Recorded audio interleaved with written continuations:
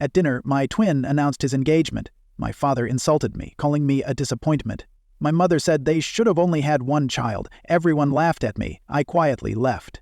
6 months later, my father was on his knees in my house, begging for forgiveness. It was supposed to be a simple family dinner. Ethan arrived a bit late, hoping to quietly blend into the background as usual. The room was already buzzing. His parents, older sister, her kids, some uncles and aunts, and of course Liam and his girlfriend Sophie. Halfway through the meal, Liam clinked his glass and stood up. With a bright smile, he announced that he and Sophie were engaged. The room exploded in cheers, congratulations, hugs. Ethan, despite everything, smiled genuinely and wished them well. Whatever their differences, Liam was still his brother. Then came the shift. Their father, holding his third beer, stood up with a booming voice. Finally, one son who isn't a complete disappointment. The words hit like a punch. The room stilled for a moment, but before Ethan could process the sting, their mother joined in with a casual, cruel remark. We should have selected just one embryo. We knew which one would turn out a failure. And just like that, laughter erupted, not uncomfortable, nervous laughter, but genuine amusement. Even the kids were pointing and giggling. Liam stood smug and silent. Sophie smirked. No one defended Ethan. He sat there for 15 seconds counting in his head. Then, with a calm smile, he laid $40 on the table, stood up, and walked out. No scene. No tears, just silence. Once Ethan stepped outside, his phone began vibrating with messages. They ranged from, "Don't be so dramatic," to "You're ruining Liam's moment." His father told him to man up, while his sister blamed him for making it about himself. As he sat in his car staring at the screen, something shifted inside him. For years, he'd accepted being the family scapegoat, the lesser twin, the one everyone joked about. But not anymore. That night, Ethan blocked every single family member, except Rachel, the only cousin who'd ever treated him with dignity. He changed his phone number, deactivated social media, and even switched email accounts. His lease was ending anyway, so he moved to a new apartment. Just like that, he disappeared from their lives. For the first time in years, he wasn't bracing for the next jab or fake smile. He was free. In the silence that followed, Ethan discovered something he hadn't felt in a long time. Peace. With no family pressure looming over him, he began to rebuild. He went back to the gym, reshaping his body and mind. He reconnected with old college friends, people his parents once mocked as losers. Most importantly, he finally launched a side business he'd been dreaming about for years. Selling handmade, custom items online wasn't flashy, but it brought in his first $1,000 in revenue. Every dollar earned felt like a win that no one could take away. His therapist, whom he began seeing after his divorce, noticed the change. She said he was showing signs of post-traumatic growth, the kind of transformation that comes not from success, but from surviving deep emotional wounds. His apartment had a leaky faucet and the Wi-Fi cut out during storms, but it was his, and that made all the difference. One afternoon, Rachel reached out. She looked exhausted, dark circles, stressed voice. She had something to share, and it wasn't just gossip. Liam, the flawless golden boy, was falling apart. Just a week after Ethan went no contact, Sophie had gone through Liam's phone. She found messages from not one but 3 women, recent, ongoing affairs. The engagement was now on hold, not because Sophie wanted to stay, but because her parents had already sunk money into wedding deposits. But that wasn't all. Their father's business, which for years had supported the family's upper-middle-class lifestyle, had lost its biggest client overnight. Half of his income vanished. Creditors were circling. The pristine image Ethan's family had always projected was cracking, and for once, he wasn't in the middle of the mess. With their empire collapsing, Ethan's family became desperate. According to Rachel, they tried everything, visiting Ethan's old apartment, contacting old coworkers, even reaching out to his ex-wife for his new address. The reason was simple. They needed money. Not just a little, but a lot. Liam had been quietly mismanaging company funds. Not illegally, but irresponsibly enough to get himself demoted and placed on probation. Ethan wasn't expecting to see his father at the grocery store, let alone in the cereal aisle, but there he was, pale, hunched, pushing a cart full of ramen noodles and discount bread. He opened with, "You're being childish," then shifted to guilt, "We miss you."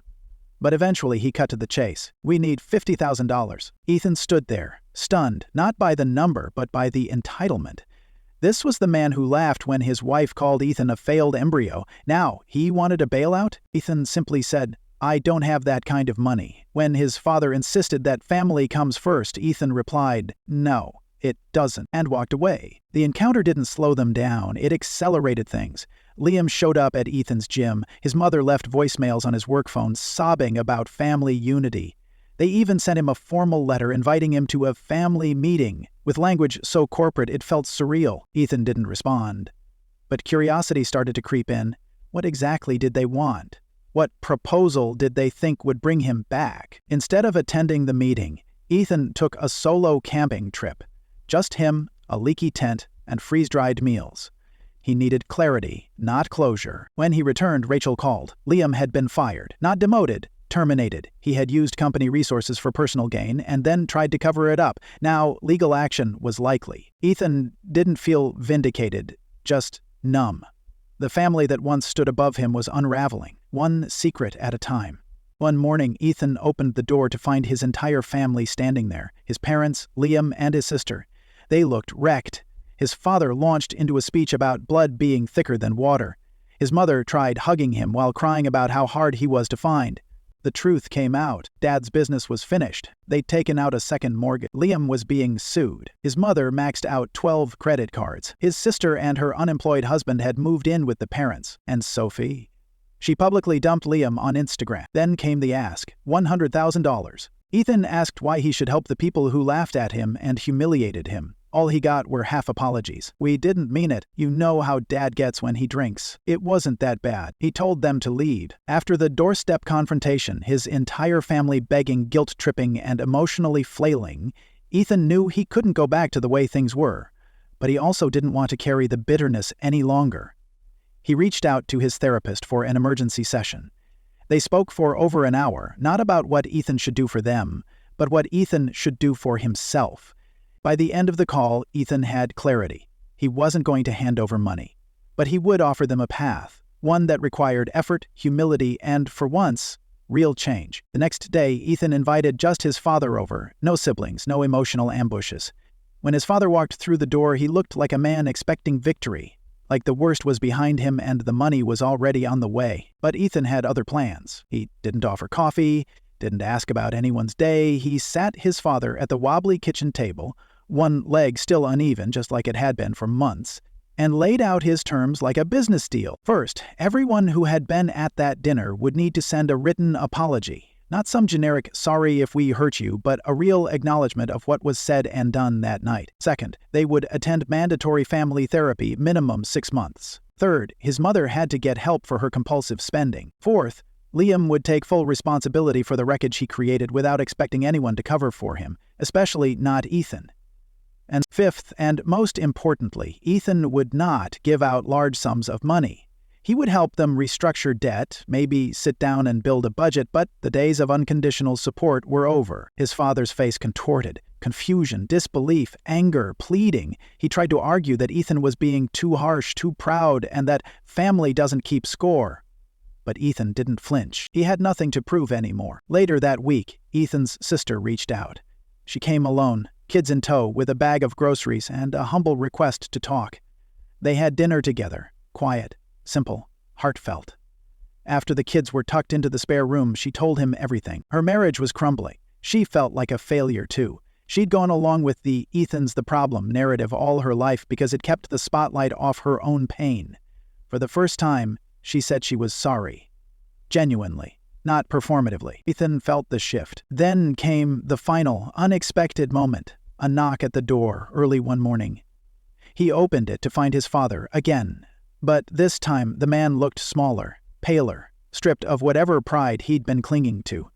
And then, softly, almost like he couldn't believe he was saying it, he apologized. A real apology. He admitted they'd always treated Liam as the golden son and Ethan as the disappointment. He said he'd been jealous. That while Liam had always won their praise, Ethan had quietly built resilience, character, integrity. And that scared him. He apologized for projecting his own insecurities, for never standing up for Ethan, for never seeing his real worth. It didn't erase the pain, but it mattered. From that point on, things didn't magically fix themselves, but the balance had shifted. Ethan wasn't the failure anymore. He wasn't even the other twin. He was his own man. And this time, if his family wanted to be a part of his life, they'd have to earn it. The apartment still had its flaws, the leaky faucet, the drafty window, the coffee maker that sputtered more than brewed, but it was his.